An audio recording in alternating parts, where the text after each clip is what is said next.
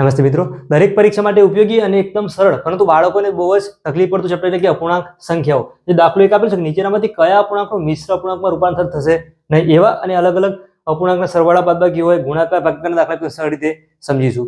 નમસ્તે મિત્રો, સ્વાગત છે તમારું યુટ્યુબ ચેનલ આઇકોનિક ફંડામેન્ટલમાં. ક્વેશ્ચન એક આપેલ છે કે નીચેનામાંથી કયા અપૂર્ણાંકનું મિશ્ર અપૂર્ણાંકમાં રૂપાંતર થશે નહીં.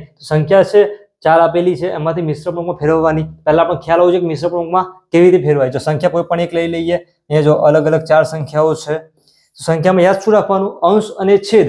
તો અંશ અને છેદ છે, એમાંથી અંશ કેવો હોવો જોઈએ? મોટો હોવો જોઈએ નીચેના કરતા. એટલે છેદ કરતા અંશ છે મોટો હોવો જોઈએ. જો અહીંયા છેદ 9 છે, અંશમાં 18 છે, 8 છે ઉપર 9 છે, 100 101. અહીંયા જો 24 અને 17, તો અહીંયા જો અંશ છે એ છેદ કરતા નાનો છે, અહીંયા જો અપૂર્ણાંકમાં રૂપાંતર થશે નહીં. તો ઓપ્શન એ આન્સર થયો. કોઈ પણ સંખ્યા છે ને આપણે મિશ્ર અપૂર્ણાંકમાં ફેરવીએ તો કરવાનું શું? જો સંખ્યા લઈએ કોઈ પણ એક, 9/8 છે, 9/8 આવી રીતે લખી દેવાની.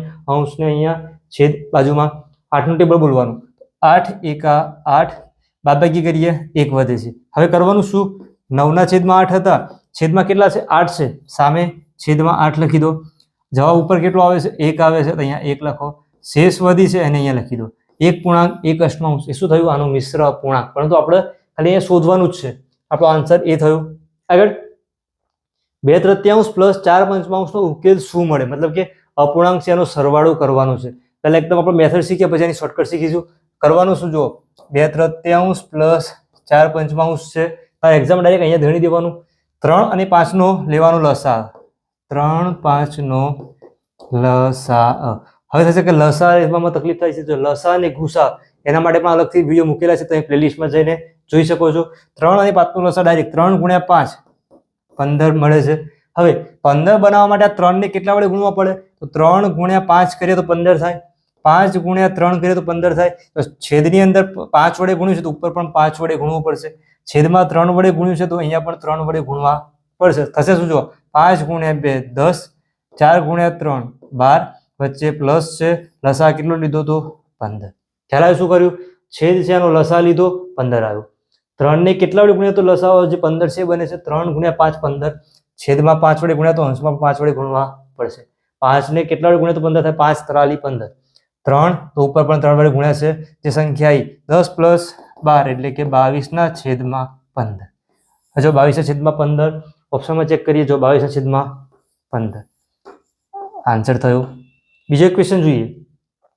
4/5 માઇનસ 2/3 નો ઉકેલ શું મળે? ફરીથી સરવાળો છે, બાદબાકી છે, કરવાનું શું? લસા લેવાનો. 5 અને 3 નો લસા કેટલો મળે છે? 15 મળે છે. ફરીથી 5 ને કેટલા લખી દેજો? 4/5 છે, 2/3 5 ને કેટલા વડે ગુણ્યા તો 15 થાય છે. 5 × 3 15, ઉપર પણ 3 વડે ગુણાકાર. 3 × 5 15, તો 5 વડે ગુણાકાર. ફરીથી 4 × 3 12, 2 × 5 10, એટલે કે વચ્ચે ઓછા કાઢશે 10, છેદની અંદર 15. 12 માંથી 10 માઇનસ કરીએ તો 2/15. ઓપ્શન ચેક કરજો. ઓપ્શન નંબર એ આન્સર થશે. ખ્યાલ આવ્યો છે? જો અપૂર્ણાંકના સરવાળા છે, બાદબાકી છે, ગુણાકાર અને ભાગાકાર. ગુણાકારનો દાખલો જોઈએ તો આવી રીતે આપેલું છે. 4/5 પ્લસ 2/3 છે, અહીંયા વચ્ચે ગુણાકાર છે. કરવાનું શું? ડાયરેક્ટ અંશનો ગુણાકાર. 4 × 2 8, 5 × 3 છેદમાં 15, 8/15. ઓપ્શન નંબર એ આન્સર. હવે થશે કે શોર્ટકટ ટ્રીક. જો સરવાળા માટે શોર્ટકટ શીખ્યું હોય કરવાનું શું? આવી રીતે આપેલું છે 2/3 પ્લસ 4/5, અહીંયા લખી દઈશું 2/3 પ્લસ 4/5 આવી રીતે છે. હવે જો લસા લેવાનો છે, 5 અને 3 નો લસા, તો છેદમાં તો 15 આવવાના જ છે. હવે અંશ માટે કરવાનું શું? આ બંનેનો ગુણાકાર કરો. 5 × 2 10, 4 × 3 12, બંનેનો સરવાળો કરી દો. 10 + 12 એટલે કે 22/15. જો થયું 22/15. તો આવી રીતે કરવાથી ફાયદો શું થાય? આ બધું લખવાની જરૂર પડે નહીં, આપણે ડાયરેક્ટ કરી શકીએ. જો બાદબાકી છે તો ફરીથી બાદબાકી માટે ગણવું હોય તો સંખ્યા આવી રીતે પેપરમાં આપણે લખેલી હોય છે, રકમ લખેલી હોય ત્યાં ને ત્યાં ફરીથી શું કરવાનું? જો 5 અને 3 નો લસા 15, આ બંનેનો ગુણાકાર કરો. 4 × 3 12, 5 × 2 10, 12 - 10 કરવાના છે તો 2/15 આન્સર. તો આ મેથડ છે. મેથડ શીખશું તો ફાયદો શું થશે? ક્યારે પણ બોલાશે નહીં. શોર્ટકટ માટે તમારે ટાઈમે રિવિઝન કરવું પડશે. ગુણાકાર માટે પણ ડાયરેક્ટ થઈ જુઓ. વચ્ચે ગુણાકાર છે, ઉપરનો ગુણાકાર, નીચેનો ગુણાકાર કરી દો. 4 × 2 8, 5 તાલી 15. એ જ રીતે આપણે ગણ્યું છે. લાસ્ટમાં છે 4/5 ભાગ્યા 2/3. તો આના માટે પણ શોર્ટકટ છે. પહેલા આપણે મેથડ જોઈએ. ભાગાકાર માટે અપૂર્ણાંકમાં શું નિયમ છે? ભાગાકારની જગ્યાએ અહીંયા કરી દેવાનો ગુણાકાર. પછી 2/3 છે એનો વ્યસ્ત. વ્યસ્ત ના યાદ રહે તો અંશ છે અને છેદમાં લખી દો.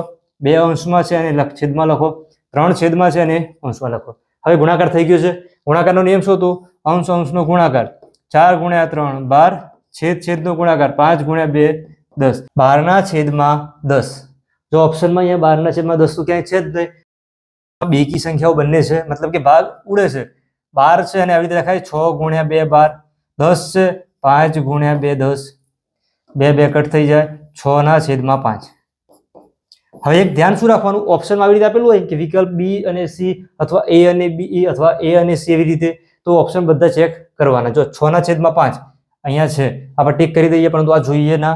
તો અહીંયા જુઓ અપૂર્ણાંક છે, અંશ મોટો છે, છેદ નાનો છે, તો મિશ્ર અપૂર્ણાંકમાં ફરશે તો 6/5 કરી દઈએ. 5 × 5 1. તો છેદમાં શું કરશે? 5/5 ઉપરના 1 અહીંયા 1 આ જે શેષ છે ઉપર 1.1/5. આ બંને શું કહેવાય? સમ અપૂર્ણાંક. આપણે અપૂર્ણાંક છે એનો મિશ્રમાં ફેરવજો. 1.1/5. બી પણ સાચું, સી પણ સાચું. ટીક શું કરવાનું આપણે? Option D. ખ્યાલ આવ્યો? એટલે વિકલ્પ બી અને સી બંને સાચા છે. આવી રીતે તમારે નવોદયની તૈયારી કરવી હોય અથવા કોમ્પિટિટિવ પરીક્ષા માટે એકદમ પાયાથી ગણિત અને રીઝનિંગ શીખવા માટે ચેનલની ઉપર સબસ્ક્રાઇબ કરજો. વિડીયો પસંદ આવ્યો હોય વિડીયો લાઈક કરો, તમે સાથે શેર કરજો. ફરીથી મળીશું નવા વિડીયો સાથે. ધન્યવાદ.